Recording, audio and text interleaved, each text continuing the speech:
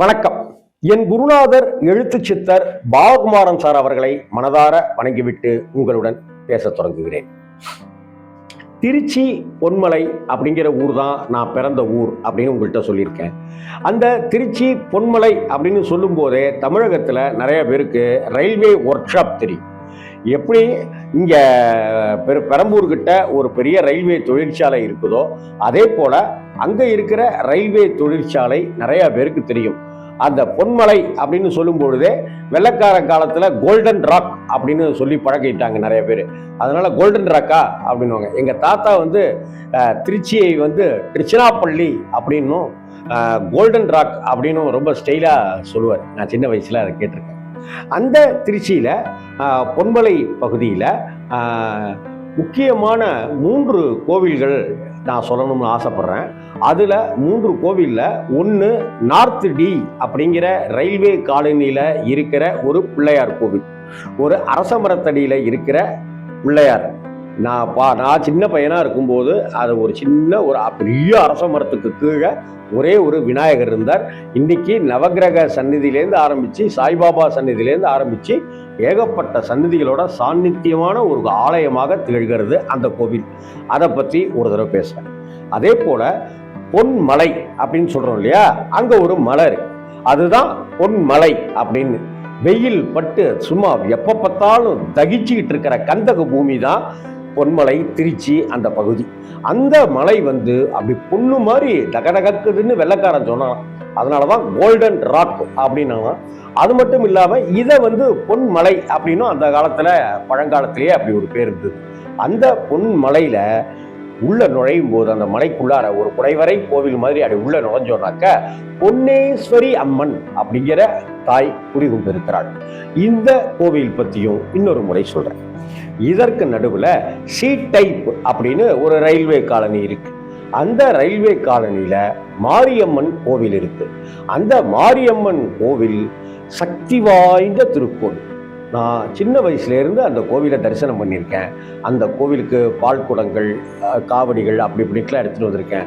அங்கே இருக்கிற முருகர் கொள்ளை அழகோடு இருப்பார், அம்மன் அதை விட பேரழகியாக இருப்பார். இந்த கோவில் இங்கே வந்ததுக்கு ஒரு காரணமும் இருக்கு. அந்த காலத்தில் வெள்ளைக்காரர்களுடைய காலத்தில் பார்த்தாக்க திருச்சி பொன்மலை ஒர்க் ஷாப் தொடங்குவதற்கு முன்னதாக கடல் மார்க்கம் இருக்கு இல்லையா, அதில் தானே வாணிபம்லாம் நடந்தது. அப்படி பார்க்கும்போது நாகப்பட்டினத்தில் தான் கடல் வாணிபம் அங்கே தான் வெள்ளைக்காரர்கள்லாம் உட்கார்ந்துருந்தாங்க. அதனால தான் பிற்காலத்தில் அந்த இடத்துல பௌத்தம் செழித்து வளர்ந்ததுன்னு நம்ம கல்வெட்டு ஆராய்ச்சிகள் எல்லாம் சொல்லப்படுது. சரி, அப்படி இருக்கும்போது அங்கே உட்கார்ந்துக்கிட்டு வேலை செய்தவர்கள் அப்படின்ட்டுலாம் இருந்தாங்க. அதற்கு பிறகு அந்த கடல் பகுதியில் இப்படி ஒரு ரயில்வே கட்டுமான தொழிற்சாலை அப்படின்னு பண்ணுறது கஷ்டம் அப்படிங்கிறதுனால அவங்க தேர்ந்தெடுத்த இடம்தான் இந்த திருச்சி பொன்மலை இப்போது இருக்கிற ரயில்வே ஒர்க் ஷாப். அப்படி ரயில்வே ஒர்க் ஷாப் இங்கே வரும்போது அங்கே இருந்த ரயில்வே பணியாளர்கள் பெரும்பாலானவர்கள் இப்போ நாகப்பட்டினத்திலேருந்து இங்கே ஜாகை மாறுறாங்க. அப்படி மாறும்போது அவர்கள் அங்கே வழிபட்டுக்கிட்டு இருந்த ஒரு அம்மனை எடுத்துட்டு வர்றதுக்கும் இங்கே கோவில் கட்டி பிரதிஷ்டை செய்து வழிபாடு செய்வதற்கும் துரைமார்கள் கிட்ட கேட்குறாங்க. துரைமார்கள் சம்மதிக்கிறாங்க. அதன்படி அங்கிருந்து பூஜை செய்து நாகப்பட்டினத்திலிருந்து எடுத்து வரப்பட்ட அந்த அம்மன் மாரியம்மன் அப்படிங்கிற திருநாமத்தோட இன்னைக்கு வரைக்கும் கோயில் கொண்டு அந்த பொன்மலை பகுதியை அரசாண்டு கொண்டிருக்கிறாள் அப்படின்னு தான் சொல்லணும்.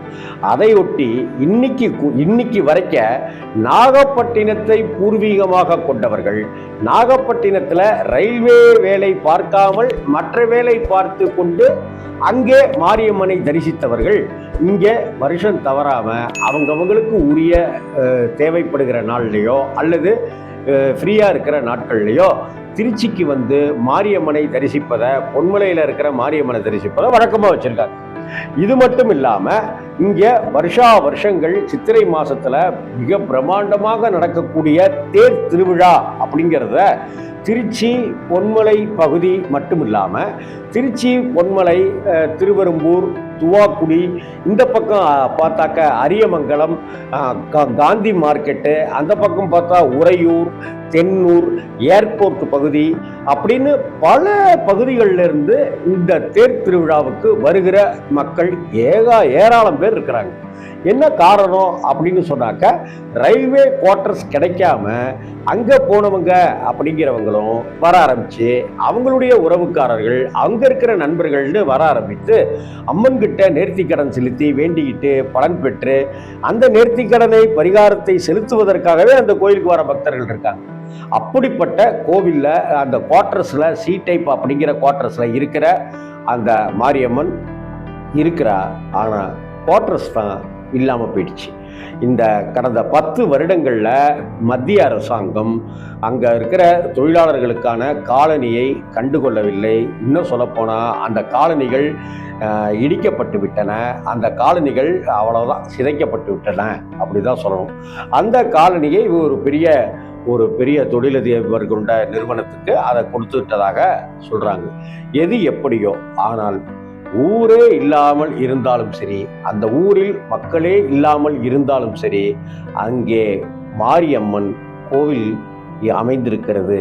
இன்றைக்கும் ஏராளமான பக்தர்கள் வந்து தரிசித்து விட்டு செல்வதை வழக்கமாக கொண்டிருக்கிறார்கள். அந்த மாரியம்மன் கோவிலுக்கு எய்த்தாப்புல ஒரு மரத்தடியும், அந்த மரத்தடியில் விநாயகரும் இருப்பார்.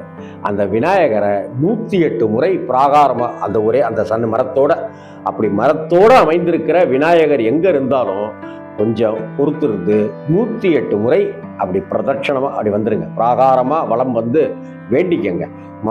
மரத்தடியில் பிள்ளையார் அப்படின்னு இருக்கிற அந்த பிள்ளையாரை 108 முறை வலம் வருவது ரொம்ப ரொம்ப விசேஷம். என்னுடைய சிறு வயசில் எங்கள் அப்பா சொல்லி நான் அந்த கோவில் பிள்ளையாருக்கு 108 முறை வலம் வந்து நான் பிரார்த்தனை பண்ணியிருக்கேன். அதே போல் அந்த பொன்மலை மாரியம்மன், சி டைப் முத்து மாரியம்மன் அப்படிங்கிற அந்த மாரியம்மன் கண்கள் அப்படியே கருணை ததும்ப இருக்கும், உதடுகளில் ஒரு புன்னகை அப்படியே தொக்கி நின்றுக்கிட்டே இருக்கும். அந்த மூக்கு டாலடிக்கிற மூக்குத்தியெல்லாம் அணிந்து கொண்டு அவ்வளவு பேரழகியாக காட்சி தருவா, பெருங்கருணையோட காட்சி தருவா. மறக்காமல் என்றைக்கேனும் ஒரு நாள் வாய்ப்பு கிடைக்கிற தருணத்தில் திருச்சிக்கு சென்றால் அப்படியே சி டைப் பொன்மலை மாரியம்மன் கோவிலுக்கும் சென்று அவளை தரிசியுங்கள். இன்னல்களையெல்லாம் தீர்த்திருந்தாள் முத்துமாரி. வணக்கம்.